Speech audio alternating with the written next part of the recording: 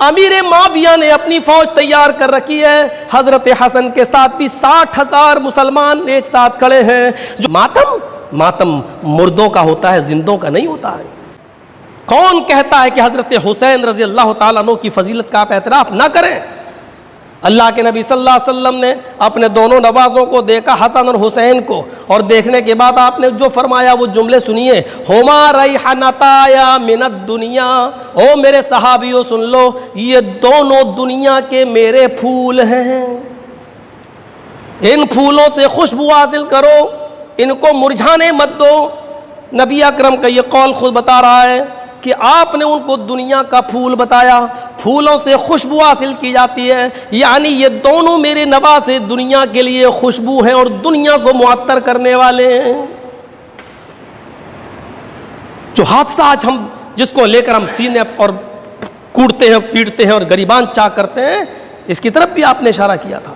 حضرت حسن رضی اللہ تعالیٰ عنہ بیٹھے ہوئے ہیں اور نبی اکرم ایسے ہی خطبہ دے رہے ہیں ممبر پر کھڑے ہو کر،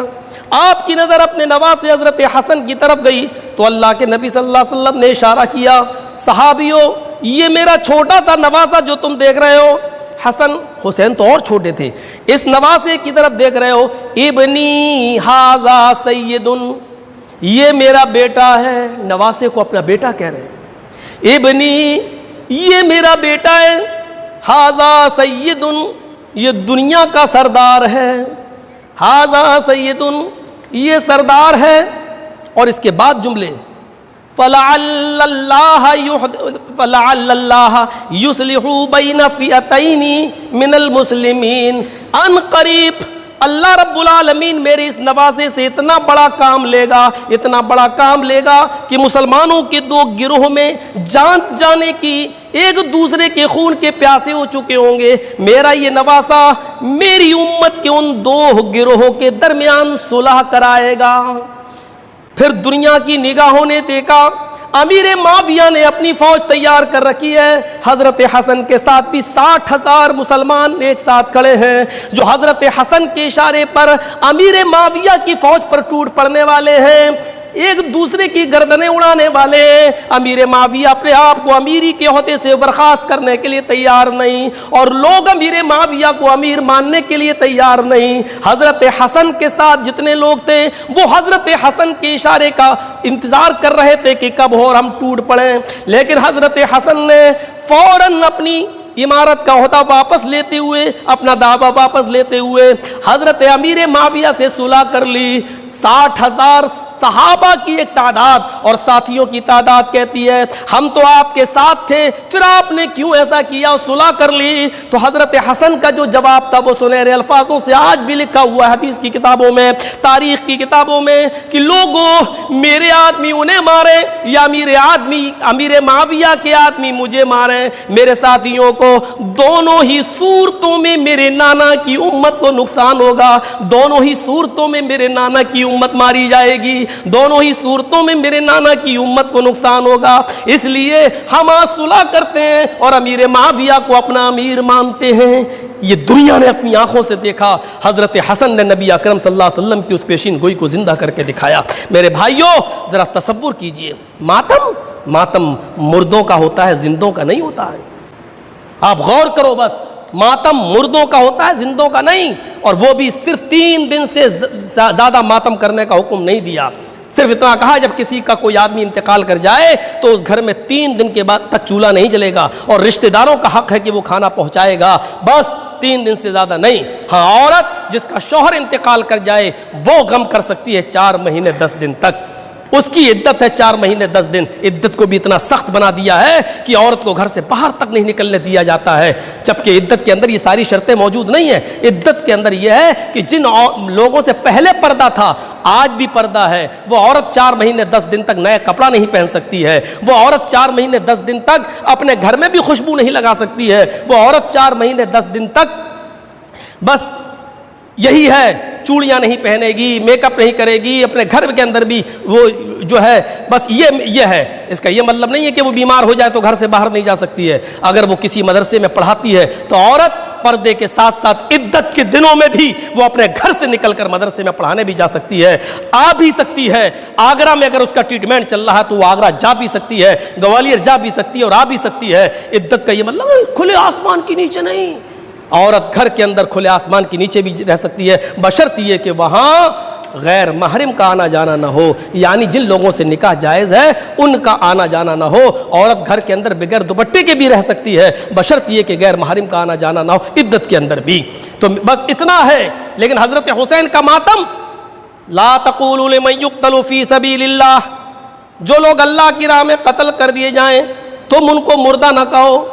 وہ زندہ ہیں، بل احیاء، وہ زندہ ہیں، ولکن لا تشعرون، لیکن تمہیں شعور نہیں ہے۔ شہیدوں کا ماتم نہیں ہوتا ہے، شہید زندہ ہوتا ہے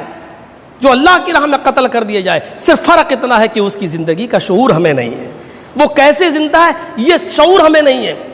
بس ہمیں ایمان لانا ہے کہ شہید زندہ ہے، لیکن اس کی زندگی پر تبصرہ نہیں کرنا ہے۔ حضرت جبرائیل نبی اکرم کے پاس آتے تھے وحی لے کر، نبی کو تو جبرائیل دکھتے تھے لیکن صحابہ کو جبرائیل نہیں دکھتے تھے، لیکن صحابہ کا ایمان تھا کہ جبرائیل آتے ہیں، جبرائیل جاتے ہیں، نبی دیکھتے ہیں، جبرائیل ہیں، ہمیں نہیں دکھتے ہیں۔ ایسی ایمان ہمارا ہونا چاہیے۔ شہید زندہ ہیں، کہاں کیسے یہ ہمیں نہیں معلوم، ہماری نظریں ہماری نگاہوں میں اتنی طاقت نہیں ہے کہ ہم شہیدوں کی زندگی کا تبصرہ کر سکیں اور دیکھ سکیں۔ شہید زندہ ہے، شہید پر زندہ کے قانون لاگو ہوتے ہیں، شاید آپ کو نہیں معلوم۔ بس آخری بات، جب غزوہ بدر کے اندر جو صحابہ شہید ہوئے، غزوہ احد کے اندر جو صحابہ شہید ہوئے، 70 صحابہ شہید ہوئے، تو اللہ کے نبی صلی اللہ علیہ وسلم نے ان صحابہ کو دفن کرتے وقت جو حکم دیا تھا وہ حکم ہمیں بتا رہا ہے شہیدوں کی زندگی کیا ہوتی ہے۔ آپ نے فرمایا صحابیوں، یہ 70 صحابہ دفن کیے جائیں گے، وَأَمَرَ بِدَفْنِهِمْ فی دمائہم، لوگو ان صحابیوں کو تم دفن کرو جیسا جس کے جسم پر جو خون لگا ہوا ہے اس کو انہی کے خون میں دفن کرو، دھولا نہیں جائے گا، خون کو دھولا نہیں جائے گا۔ کپڑے جیسے جن کپڑوں میں خون لگا ہے ان کو دفن کرو، یہ بخاری کی حدیث ہے، ان کو ان کے کپڑوں کے اندر دفن کرو، اسی خون کے اندر دفن کرو۔ صحابہ ایسا ہی کر رہے ہیں۔ پھر اللہ کے نبی حکم دیتے ہیں وَلَمْ يُغَسَّلُوا، ان کو غسل نہیں دیا جائے گا، بغیر غسل دیے ہوئے ان کو دفن کرو۔ صحابہ کرام ابھی دفن کرنے میں کچھ پس و پیش کر رہے ہیں، ایسی کیسے دفن کر دیں، ابھی ان کی نماز جنازہ پڑھی جائے گی، بغیر جنازے کی نماز کے کیسے دفن کر دیں؟ نبی اکرم نے صحابہ کی نظروں کو پہچان لیا تو فرمایا وَلَمْ يُصَلُّوا عَلَيْهِمْ، نماز جنازہ کا انتظار نہ کرو، ان کو بغیر جنازے کے دفن کیا جائے گا، اس لیے کہ نماز جنازہ میت کی ہوتی ہے، مردے کی ہوتی ہے، اور شہید مردہ نہیں ہے، اس لیے ان کی جنازے کی نماز نہیں پڑھی جائے گی، ان کو ایسے ہی دفن کر دو، ایسی انہی کپڑوں میں، انہی خون کی حالت میں، بغیر غسل دیے ہوئے، بغیر نماز جنازہ پڑھے ہوئے ان کو دفن کر دیا گیا۔ میرے بھائیوں، یہ حدیث ہمیں بتلا رہی ہے کہ شہید زندہ ہے، لیکن شہیدوں کی زندگی کا علم ہمیں نہیں ہے، وہ اللہ ہی جانتا ہے، وہ اللہ ہی کو اس کا علم ہے، اس لیے جو زندہ ہے اس کا ماتم نہیں کیا جاتا۔ خود اللہ کے نبی فرماتے ہیں قیامت کے دن اگر اللہ رب العالمین مجھے اجازت دے گا تو میں اتنا بولوں گا اور میری تمنا یہ ہوگی کہ میں میدان جنگ میں لڑوں، لڑ کر شہید کر دیا جاؤں، پھر اللہ مجھ سے پوچھے میں پھر دنیا میں جانے کی تمنا کروں، میں دوبارہ لڑوں اور لڑ کر پھر شہید کر دیا جاؤں، پھر اللہ مجھ سے پوچھے میں پھر جنت میں جانے کے بجائے پھر دنیا میں آنے کی کوشش کروں گا اور تمنا کروں گا کہ اللہ مجھے دنیا میں دوبارہ بھیج تاکہ میں پھر جنگ کروں، لڑوں، جہاد کروں اور شہید ہو جاؤں۔ کیوں؟ کیونکہ شہادت کا جو مقام اور درجہ جنت کے اندر ہے وہ جب شہید اپنی آنکھوں سے دیکھے گا تو بار بار دنیا میں آنے کی تمنا کرے گا، لیکن دنیا میں بھیجا نہیں جائے گا۔ کیوں؟ کیونکہ وہ جو روح میرے پاس آ جاتی ہے وہ واپس دنیا میں نہیں جاتی، لیکن شہید زندہ ہے اور زندہ اور جاوید کا ماتم نہیں کیا جاتا ہے۔ میرے بھائیوں ذرا غور کرو، جو نبی بار بار دنیا میں آنے کی تمنا کریں پھر اس شہادت پر کوئی آدمی روئے اور ماتم کرے، اس سے بڑی بے وقوفی اور کیا ہوگی، اس سے بڑا پاگل پن کیا ہوگا؟ تو ہمیں روزوں کی اہمیت سمجھنا چاہیے اور روزوں کی قدر و قیمت سمجھنا چاہیے، اپنی زندگی کو غنیمت سمجھنا چاہیے۔ اللہ تعالیٰ سے دعا ہے کہ بار الہ ہم تمام مسلمانوں کو محمد رسول اللہ صلی اللہ علیہ وسلم کی سنتوں کو زندہ کرنے کی توفیق عطا فرما، اور ہم تمام مسلمانوں کو دین شریعت پر چلنے کی توفیق عطا فرما، محرم کی اہمیت و فضیلت کو سمجھنے کی توفیق عطا فرما، روزے رکھنے کی توفیق عطا فرما، اور جو بھی اس مہینے میں خرافات و بدعات کا جو بول بالا ہے اور جو عروج پر ہے، اللہ ہم تمام مسلمانوں کو اس سے نجات عطا فرما، جب تک زندہ رہ اسلام پہ رکھنا، اور جب خاتمہ ہو تو ایمان پر ہمارا خاتمہ فرمانا۔ وما علینا الا البلاغ المبین، وآخر دعوانا ان الحمد للہ رب العالمین۔ اور آزمائش کی اس گھڑی میں ہمیں پورا اترنے کی کوشش بھی کرنی چاہیے۔ یہ مہینہ محرم الحرام کا مہینہ ہے، اور شروع سے ہی اسلام کے اندر جب سے اللہ تبارک و تعالیٰ نے زمین و آسمان کو پیدا کیا ہے، تب سے مہینے 12 ہی چلے آ رہے ہیں۔ یہ مطلب نہیں ہے کہ حضرت حسین کی شہادت کے بعد ہی محرم کے مہینے کو کوئی الگ سے فضیلت حاصل ہوئی۔ قرآن کریم کی یہ آیت ہمیں بتاتی ہے کہ ان عدت الشہور عند اللہ 12 شہرا فی کتاب اللہ، اللہ کی کتاب میں مہینوں کی گنتی 12 ہے، اور یہ 12 مہینے کی یہ گنتی کب سے ہے؟ یوم خلق السماوات والارض، جس دن سے اللہ تبارک و تعالیٰ نے زمین و آسمان کو پیدا کیا ہے۔ منہا اربعۃ حرم، ان 12 مہینوں میں 4 مہینے حرمت والے ہیں۔ ان 4 مہینوں کا احترام کافرین مکہ بھی کرتے تھے، اسلام سے پہلے بھی ان کا احترام ہوتا تھا۔ ان 4 مہینوں میں شادیاں نہیں ہوتی تھیں، ان 4 مہینوں کے اندر جنگ نہیں ہوتی تھی، اگر آپس میں کوئی جنگ ہونا بھی ہوتی تھی تو ان 4 مہینوں کا احترام کیا جاتا تھا، اور ان 4 مہینوں کا احترام عرب کے کافر بھی کرتے تھے۔ اس مہینے میں زیادہ سے زیادہ صرف اتنا کہا جا سکتا ہے کہ روزوں کی فضیلت ہے۔ محرم کے مہینے کے 2 روزے، نبی اکرم صلی اللہ علیہ وسلم کے زمانے میں صرف 1 روزہ رکھا جاتا تھا، اور اللہ کے رسول جب ہجرت کر کے مکہ سے مدینہ گئے تو آپ نے اہل مدینہ کو عاشورہ کا 10 تاریخ کا روزہ رکھتے ہوئے دیکھا، تو آپ نے پوچھا کہ یہ کس خوشی میں تم روزہ رکھتے ہو؟ انہوں نے کہا کہ آج کے دن اللہ تبارک و تعالیٰ نے حضرت موسیٰ کو فرعون کے ظلم سے نجات دی تھی۔ تو نبی اکرم صلی اللہ علیہ وسلم نے جواب میں یہ کہا تھا کہ موسیٰ کے حقدار ہم زیادہ ہیں تم سے، لہذا ہم بھی روزہ رکھیں گے۔ تو آپ نے بھی 10 تاریخ کا روزہ رکھا، لیکن جس سال آپ نے 10 تاریخ کا روزہ رکھا، اسی وقت آپ کو ایک احساس ہوا، وہ یہ ہوا کہ یہودی بھی 10 تاریخ کا روزہ رکھتے ہیں اور ہم بھی 10 تاریخ کا روزہ رکھ رہے ہیں، تو یہ مشابہت ہو رہی ہے ہماری یہودیوں کے ساتھ۔ تو اللہ کے نبی صلی اللہ علیہ وسلم نے اسی سال یہ فرمایا تھا۔ ابو قتادہ رضی اللہ تعالیٰ عنہ اس حدیث کے راوی ہیں، مسلم شریف کے الفاظ ہیں کہ نبی اکرم صلی اللہ علیہ وسلم نے یہ فرمایا تھا کہ لئن، اگر میں بقیت باقی رہا، یہ مسلم شریف کی حدیث کے الفاظ ہیں، لئن بقیت الی قابل لأصومن التاسع، اگر میں آئندہ سال زندہ رہا، اگر 1 سال کی زندگی اللہ تعالیٰ نے مجھے اور دی، اور آنے والے سال اگر ہم نے محرم کا مہینہ دیکھا تو ہم لأصومن التاسع، تو 9 تاریخ کا روزہ بھی میں رکھوں گا، یعنی 2 روزے کر لوں گا، ایک 9، 10 کا تو ہے ہی، تو 9 اور 10۔ پھر آپ کا ایک حکم اور بھی یہ ہے کہ لوگوں، یہودیوں کی مخالفت کرو، وہ 1 روزہ رکھتے ہیں، تم 2 روزے رکھو، 1 دن یا تو آگے روزہ رکھو یا 1 دن پیچھے، یعنی یا تو 9 10 یا 10 اور 11۔ اس حساب سے ہمارے ہاں آج محرم کی 8 تاریخ ہے، تو کل پہلا روزہ اور پرسوں یعنی اتوار کو دوسرا روزہ، یا اتوار کو ہم پہلا روزہ رکھ لیں اور سوموار کو دوسرا روزہ، اتوار کا روزہ عاشورہ کا روزہ وہ ہمیں رکھنا ہے۔ اس روزے کی اہمیت و فضیلت کا اندازہ آپ صرف اس بات سے لگا سکتے ہیں کہ نبی اکرم صلی اللہ علیہ وسلم نے فرمایا کہ افضل الصیام بعد رمضان شہر اللہ المحرم، یہ بخاری شریف کی حدیث کے الفاظ ہیں کہ رمضان کے روزے کے بعد اللہ کی نظر میں اللہ کے نزدیک سب سے زیادہ اہمیت اگر کسی روزے کی ہے تو شہر اللہ المحرم، وہ اللہ کے اس مہینے محرم کی روزے کی ہے۔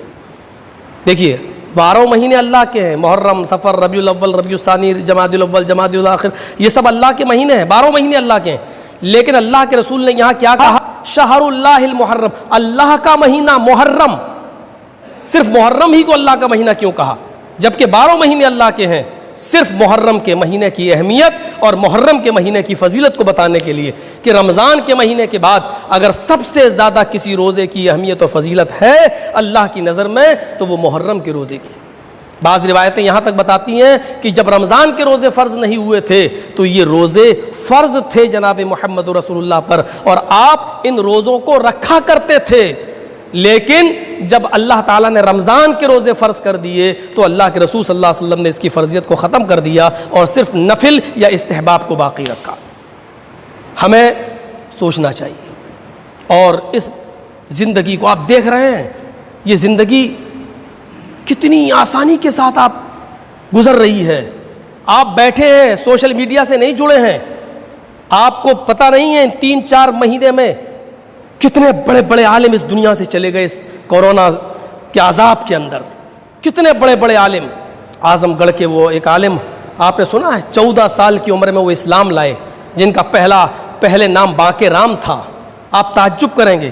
جن کا پہلا نام باقر رام تھا، 14 سال کی عمر میں وہ اسلام لائے۔ اسلام لانے کے بعد انہوں نے مکتب میں پڑھنا شروع کیا 14 سال کے بعد۔ اس کے بعد پھر وہ عمر آباد پڑھنے کے لیے گئے۔ عمر آباد پڑھنے کے بعد وہاں سے عالم اور فاضل بن کر نکلے، ان کے نمبر اچھے آئے، پھر وہ مدینہ یونیورسٹی میں پڑھے، وہاں نمبر اچھے آئے، پھر وہ مصر میں جامع ازہر گئے، وہاں سے پی ایچ ڈی کر کے آئے تو ان کو پھر مدینہ یونیورسٹی کے اندر ان کو پروفیسر بنا دیا گیا، پھر ان کو مسجد نبوی کا متولی بنا دیا گیا، جنہوں نے 50 نہیں سینکڑوں کتابیں لکھ ڈالیں، سینکڑوں کتابیں، اور ابھی 15-20 دن پہلے، 1 مہینہ پہلے ان کا انتقال ہوا اور ان کو مسجد نبوی کے بغل میں جنت البقیع میں دفن کر دیا گیا۔ 14 سال کی عمر میں جو اسلام لائے ہوں، ماں کے رام سے وہ جو ہے ایک اسلامی نام انہوں نے قبول کیا ہو، آپ تعجب کریں آپ، اور اس کے بعد میں عمر آباد سے پھر مدینہ یونیورسٹی اور جامع ازہر مصر، اور مصر کے بعد پھر مدینہ پروفیسر بنے ہوں اور پڑھا رہے ہو مدینہ میں، اور مسجد نبوی کا متولی، کیا قسمت ہے ان کی، اس دنیا سے چلے گئے۔ ابھی 1 ہفتہ پہلے ہمارے جھنڈا نگر کے استاذ جہاں سے ہم لوگ پڑھ کے نکلے ہیں، مولانا عبد المنان صاحب اس دنیا سے رخصت ہو گئے۔ کیا عمر تھی ان کی، ہنستے خستے، صرف ہلکی سی کھانسی بخار آیا، ہاسپٹل میں گئے اور کہہ دیا گیا کہ ان کا انتقال ہو گیا نیپال کے اندر۔ ابھی ان کی عمر 61 سال، چلتے پھرتے چلے گئے، زندگی میں کچھ نہیں۔ جا رہے لوگ علماء، ایک اچھی خاصی علماء کی تعداد، مولانا مقیم فیضی ہماری جماعت کے نائب ناظم رہ چکے ہیں، بمبئی کے اندر بیچارے وہ تھے اور اس دنیا سے رخصت ہو گئے۔ 55-60 سال کی عمر میں آج رخصت ہو رہا ہے۔ اللہ کے رسول صلی اللہ علیہ وسلم سے نے یہی کہا تھا، لوگوں میری امت کی عمریں 60 اور 70 سال کے درمیان میں ہے، ان دنوں میں تم اللہ تعالیٰ کو راضی کر لو، موت کو غنیمت سمجھ لو، اپنی زندگی کو غنیمت سمجھو اپنی موت سے پہلے، یہی نیکیاں ہمیں کام آئیں گی، یہی نیکیاں۔ نبی اکرم صلی اللہ علیہ وسلم نے فرمایا، ابو قتادہ اس حدیث کے راوی ہیں، اس رمضان کے بعد جو محرم کے روزے ہیں اس کی فضیلت بتاتے ہوئے اللہ کے نبی صلی اللہ علیہ وسلم نے فرمایا، یکفر السنۃ الماضیہ، جو محرم کے روزے رکھے گا، محرم کے روزوں کی فضیلت یہ ہے کہ اس کے 1 سال کے پچھلے گناہ معاف کر دیے جائیں گے۔ یہ کم فضیلت ہے؟ تصور کرو 1 سال میں ہم نے کتنے گناہ کیے ہوں گے، ہم 1 دن میں کیے جانے والے گناہوں کی ہم گنتی نہیں کر سکتے ہیں۔ آپ صبح اٹھتے ہیں اور شام کو جب بستر میں جائیں تو آپ کو دن بھر کے گناہ یاد نہیں ہوں گے کہ ہم نے کتنے گناہ کر ڈالے۔ 1 سال میں ہم نے کتنے گناہ کیے ہوں، کتنے صغیرہ گناہ کی بات کر رہا ہوں، کبیرہ گناہ نہیں، کبیرہ گناہ تو بغیر توبہ کے معاف نہیں ہوں گے، صغیرہ گناہ ہم نے کتنے کیے ہوں گے۔ لیکن رمضان کے بعد یہ محرم کے جو روزے ہیں، یہ محرم کے روزے 1 سال کے پچھلے گناہ کا کفارہ ہیں۔ یکفر السنۃ الماضیہ، یہ بات نہیں ہے۔ رہا اس مہینے کے اندر خرافاتیں تو وہ تو ہو رہی ہیں اور ہوں گی، قیامت جیسے جیسے قریب آتی جائے گی خرافاتیں بڑھتی جائیں گی۔